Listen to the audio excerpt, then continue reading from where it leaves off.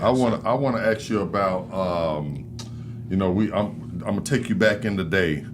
Let's say the '90s. You have No Limit, the biggest record label in the world, and you got Cash Money, one of the biggest record labels in the world.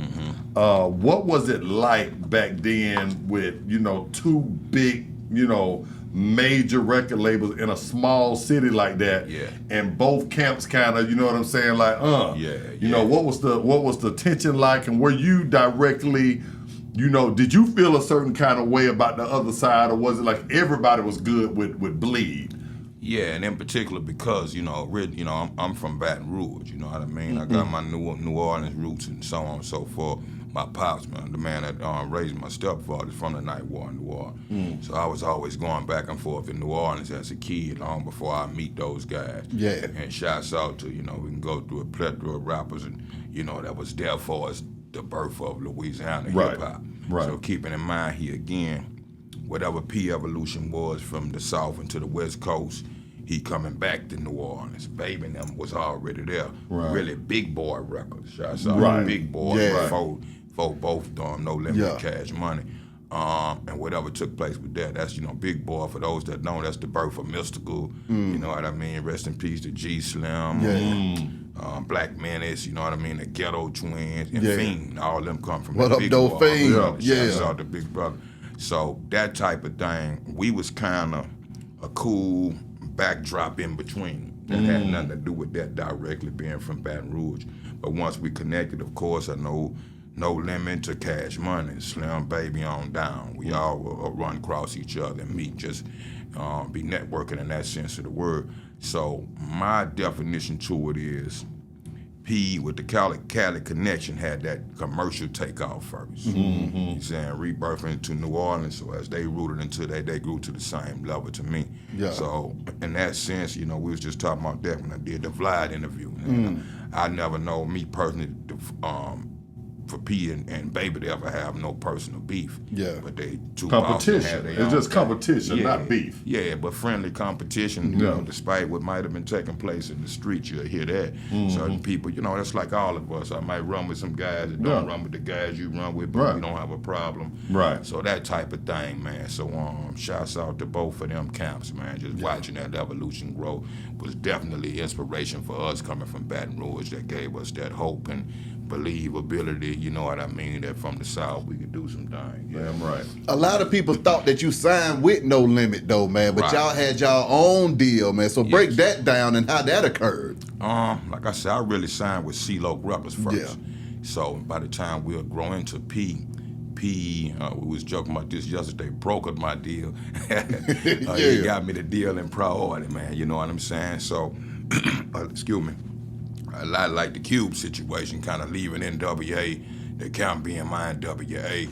He got me a solo situation, and we was still camping. We did that album, but when everything later on fall apart, I had like a 7 album deal with Priority.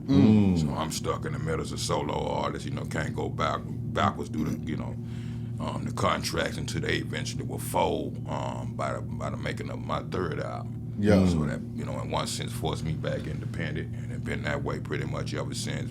A few co-ops along the way. Shouts out to Roy Jones and Bodyhead. Yeah. Sebo, West Coast Mafia. Selecto Hits in Memphis. You know what I mean? Was my home basis. And Strange records out there in Kansas City, Tech 9 and those guys. Yes, sir. Was the co-op deals that I, grew into, coming back into that independence, That's right. I mean, take me back to the concentration camp, though, man. I mean, just jumping off the porch with them guys. What was that like? Oh, man, baby, Wu-Tang Clan and Baton Rouge, man. Yeah. Yeah, phenomenal. List of rappers, MCs, what have we, just in the birth and here going back to the evolution of me, Lead Time. Originally, C-Loc Records was Lead Time, and C-Loc, of course.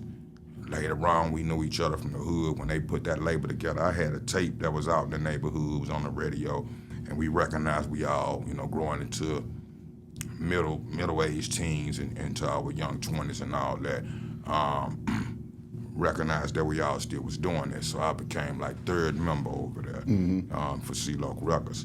But from that, other cats was coming around. Everybody, the city was being turned on, and that it sparked that type of interest throughout the city and surrounding areas, different states. Shouts out to Boo Racine that from Jackson, Mississippi, that become that later outside of Louisiana.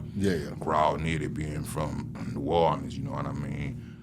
That type of thing. So, right after me was the group Laylo, Max Manelli, the Better Than the Last Time, Jay Vaughn, and Happy Perez. That was like the Liberals. So I introduced them to Logan Lee Time. We started to make records, and everybody else, my brother Lucky Knuckles, so on and so forth. And we recognized that the umbrella, you know what I mean, was getting big. We needed something more than just saying C-Loc Records and C-Loc everything, and nothing against him. But we need a clickalation name. At the time, this was taking place, I want to say the mid-90s or something like that, early mid-90s. Speaking of Big Boy earlier, Big Boy Records, I saw the Big Boy. They had the Boot Camp Clique. That was their clique. They had a Boot Camp Clique in New York with Black Moon and them guys, Smith and Wesson and all them. We was trying to come up with a clickalation name that fit us as a whole. So I went back into my brainchild, you know, my granddaddy, his name was Bleed. So my whole evolution is that he was a World War II veteran. I'm born June 6th, which is D-Day, you know what I mean, that type of thing.